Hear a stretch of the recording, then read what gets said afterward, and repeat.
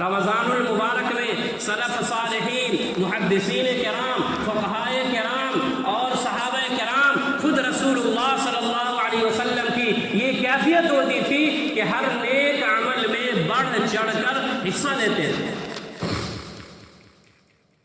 حضرت عبداللہ بن عباس رضی اللہ تعالیٰ عنہ فرماتے ہیں کان النبی صلی اللہ علیہ وسلم اجود الناس بالخیر وکان اجود ما یکون فی شہر رمضان۔ کان اجود بالخیر من الریح المرسلہ، کہ عام دنوں میں بھی خیر کے کاموں میں رسول اللہ صلی اللہ علیہ وسلم سب سے بڑھ کر تھے، مگر رمضان المبارک میں سخاوت میں اور زیادہ ہو جاتے تھے، یہاں تک کہ تیز ہواؤں سے زیادہ رسول اللہ صلی اللہ علیہ وسلم خیر کے کاموں میں رمضان المبارک میں سخی ہو جاتے ہیں۔ اس لیے ابھی سے نیت کو درست کریں، رمضان المبارک کی تیاری کریں، پختہ ارادہ کریں، اور اس میں بہت سارے فوائد ہیں۔ اس میں سے ایک فائدہ یہ ہے کہ جب کوئی انسان کسی کام کا ارادہ کرتا ہے، سچے دل سے پختہ ارادہ کرتا ہے، اور کسی وجہ سے اس کام کو کرنے کا اسے موقع نہیں ملتا، تو اس کام کا مکمل اجر اس کے لیے لکھ دیا جاتا ہے۔ غزوہ تبوک کے موقع پر کچھ غریب مسلمان اپنے خرچ پر جنگ میں شریک نہیں ہو سکتے تھے،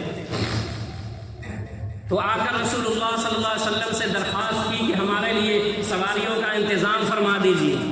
اذا ما اتوک لتحملهم قلت لا اجد ما احملهم علیہ، رسول اللہ صلی اللہ علیہ وسلم کے پاس آ کر درخواست کی کہ ہمارے لیے سواریوں کا انتظام فرما دیجیے۔ اللہ کے نبی نے فرمایا کہ میں تمہارے لیے سواریوں کا انتظام نہیں کر سکتا۔ تولوا اعینهم تفیض من الدمع حزنا الا یجدوا ما ينفقون، تو وہ واپس لوٹ گئے اور ان کا حال یہ تھا کہ ان کی آنکھوں سے آنسو بہ رہے تھے، اور ان کو اس بات سے بڑا رنج تھا، بڑی تکلیف تھی کہ اپنے خرچ پر وہ جہاد میں شریک ہونے کی استطاعت نہیں رکھتے، لیکن ان کا جو جذبہ تھا سچے دل سے جہاد میں شریک ہونے کا، لیکن خرچ کی وجہ سے، تنگی کی وجہ سے، پیسے کی وجہ سے، اسباب اور سہولت کی وجہ سے نہیں جا سکے۔ جو جذبہ تھا، جو ارادہ تھا، سچے دل سے ارادہ تھا، اس کا فائدہ کیا ہوا؟ اللہ کے نبی صلی اللہ علیہ وسلم جب جنگ میں نکلے تو راستے میں صحابہ کرام سے فرمایا ان بالمدینۃ لرجالا ما سرتم مسیرا ولا قطعتم وادیا الا كانوا معكم، کہ کچھ لوگ مدینے میں ہیں جو تمہارے ساتھ، جنہوں نے کوچ نہیں کیا ہے، تمہارے ساتھ نہیں آئے ہیں، لیکن کوئی وادی ایسا نہیں گزرا جس میں وہ لوگ تمہارے ساتھ نہ ہو۔ یہ کیسے؟ ایک آدمی مدینہ میں ہے، یہاں بھی ہے۔ صحابہ کرام اچنبھا ہوئے، حیرت سے پوچھا وَكَيْفَ يَكُونُونَ مَعَنَا وَهُمْ بِالْمَدِينَةِ، کہ اللہ کے نبی صلی اللہ علیہ وسلم کیسے ہو سکتا ہے کہ ایک آدمی مدینہ میں رہتے ہوئے ہمارے ساتھ ہو؟ اللہ کے نبی نے فرمایا وَحَبَسَهُمُ الْمَرَضُ، ان کو کسی عذر نے انہیں روک لیا ہے، إِلَّا شَرَكُوكُمْ فِي الْأَجْرِ، وہ تمہارے ساتھ تمہارے اجر میں شریک ہے۔ تم جو جہاد میں نکلے ہو، اللہ کے راستے میں نکلے ہو، جو اجر اللہ تبارک تعالیٰ تمہیں دے گا۔ کچھ لوگ مدینہ کے اندر ہے جنہیں آنے کا سچے دل سے انہیں پورا ارادہ تھا، پختہ ارادہ تھا، وہ دل سے آنا چاہتے تھے، لیکن تنگی مال نے اور خرچ نے انہیں آنے نہ دیا، تو اللہ تبارک تعالیٰ تمہاری اجر کے بقدر انہیں اجر عنایت فرمائے، وہ تمہارے ساتھ ہے، سمجھو۔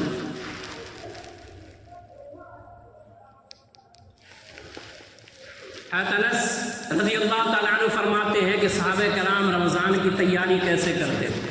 اذا دخل شعبان كان المسلمون اذا دخل شعبان اكبوا على المصاحف فقرؤوها، کہ جب شعبان کا مہینہ شروع ہوتا تو مسلمان قرآن کی طرف جھک پڑتے اور کثرت تلاوت میں مصروف ہو جاتے۔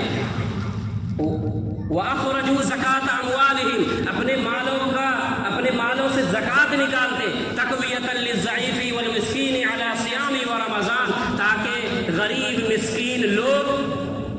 اپنے روزے اور رمضان بہترین طور پر گزار سکے۔ ابھی سے اپنی نیت کو درست کر لیں۔ مشہور حدیث ہے کہ اعمال کا دار و مدار نیتوں پر ہے، جیسی نیت ہوگی وہ اسی اعتبار سے ہمارے ساتھ معاملہ ہوگا۔ حضرت ابو ہریرہ رضی اللہ تعالیٰ عنہ نے فرمایا کہ انسان کسی کام کی نیت کرتا ہے تو اس کا عمل اس کے نام اعمال میں لکھ دیا جاتا ہے۔